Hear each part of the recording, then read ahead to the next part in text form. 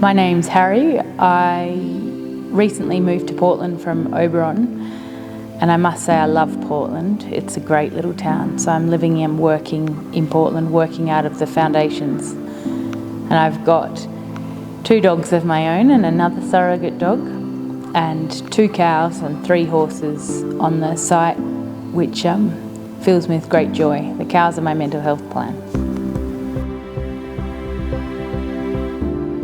I'm an artist. I predominantly work in sculpture, but I also work in drawing. Drawing is fundamental to my creative practice. But my creative practice as a sculptor encompasses many areas. I work predominantly in steel, and I'm currently building a bronze foundry. So bronze and steel. I've just built my second 2-ton concrete sculpture. So I could be certified as MAD for sure. And I've got a lot of projects on the boil. A theatre project that I'm starting with the Bathurst Local Stages program and the wonderful Kate Smith, and an animation project that I've been commissioned to work on with Bathurst Regional Art Gallery. So all the irons in the fire, so to speak.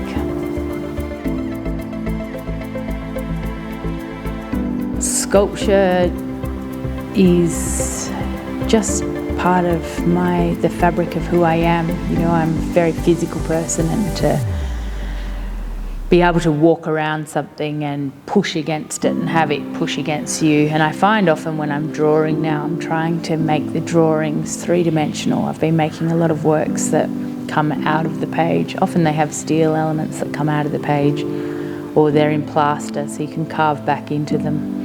That's what led me to sculpture. It was a unintentional move, but one about physicality.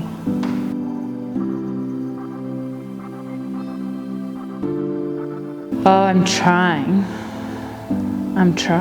and even that, so that notion of play being so important to discovery, and play being so important to solution finding, and the fact that you don't take things too seriously and you enter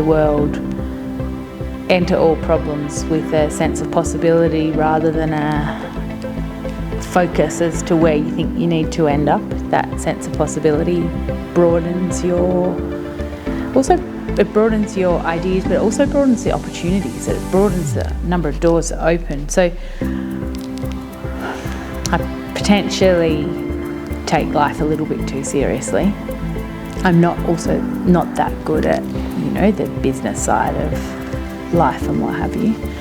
But it's a very good thought that we should live with that same way that we make work, and that everybody can. And that's, this thing about art being that mystical thing that you can't do it or you don't know about it. People say, I don't know anything about art. I teach this women welders workshop, which is really well loved.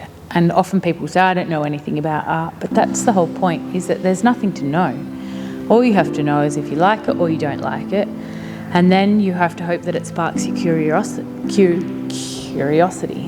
And if it does, then it's doing its job. I suppose art's about helping us explore the world.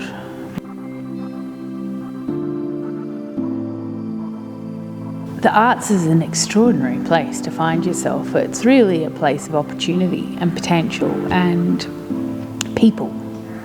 So the number one thing about the world has to be people, because we're not on the top of a mountain living in a cave or on a desert island. We're constantly surrounded by people. And one of the things that the arts does is give you opportunities to engage with people in a different way, which I think is really important. But then the other thing is that I need to make things. Like, it makes me a better human being in the world if I'm making things, and it makes me more pleasant to the person at processing their cash register at the supermarket. You just feel more whole if I'm making. I know when I haven't been making because I sort of get a little bit agitated, and there's nothing like coming home from a day in the studio where you've done something, not been stuck on a computer trying to be a business person, but you've actually been making something. So it's that hands-on, moving something from nothing to something that exists in the world that gets a response from people, be it good or bad, whatever, doesn't matter how, as long as people respond, it doesn't matter really.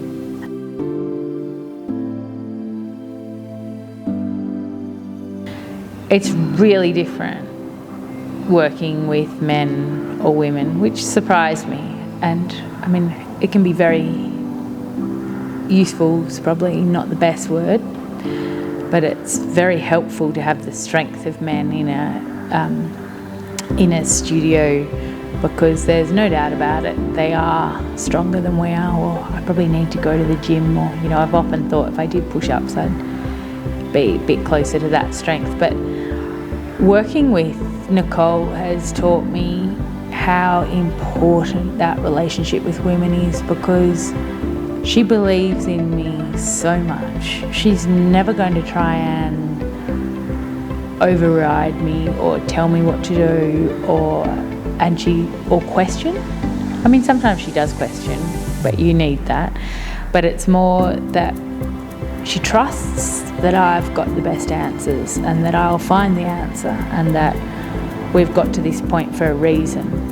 And she totally trusts in my ability to pull something off. Men often, they like to know the answer, I suppose, and they're less open to discussion or to putting all the cards on the table and working out what the best way forward is. It's obvious, it's this way. When actually there's a whole gamut of options open to you. And so that's one thing, and they can be quite strong in their opinions and personalities, and in order to work with that strength you have to man up, for want of a better word, and be as strong in your personality when it's not my way in the world. My way in the world is much more collaborative, and it's much more, well, you've got that idea, that may well be the best idea. Let's, about anything, that you're open to people having thoughts. I don't consider myself to be the world's expert on anything. But so I think there's different ways of approaching problems, and women are definitely the most supportive.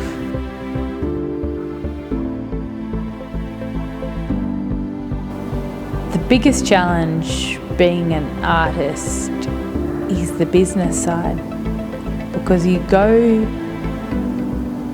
on the face of it you would think making art is the antithesis of business. It's 50% business, and it's the making art, that euphoric excitement that you get when something's coming together is this tiny little percentage of what you do. The rest of it is sweeping the floor. Well, we all have to sweep the floor. It's the creating order in studio chaos, but then it's starting a project off where you've got to manifest an idea out of somewhere and then see it to fruition, and you get that intensive period where you can see it and it all gets very exciting, and then you've got to finish it, and that finishing it is really, really hard. And then once you've finished it, you've got to place it. So you've either got to find a show for it to go in. Generally, you've got to find an exhibition for it to go in, or you're making it specifically for an exhibition. And then you've got to get it there. So you've got to organise the whole logistics to get it there. And then you've got to make sure it stands up in a full gale storm on the side of a cliff. So you've got to do all these footings, you've got to turn into an engineer and do these footings and then you've got to get there and dig the holes to put the footings in. So the making is this tiny little bit, and the business side is huge.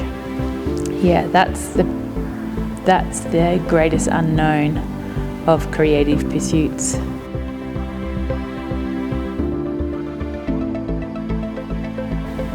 Yeah, it's an interesting question. Do I bring anything that's unique to the workplace as a woman, or do I just bring anything unique to the workplace, female or male? I'd say what I bring isn't connected to my sex, my gender. I'd say what I bring is an enthusiasm. I bring a want to help other people and to empower other people, to empower the community as a whole in terms of looking at things in a slightly different way, outside the square, so to speak, or and for the creative community, I want to help them move forward, that it's not cutthroat, that there's doing everything I can to support other artists. So I think that's what I bring, is that opportunity, that I'm really open to giving back. I'm not so closed in.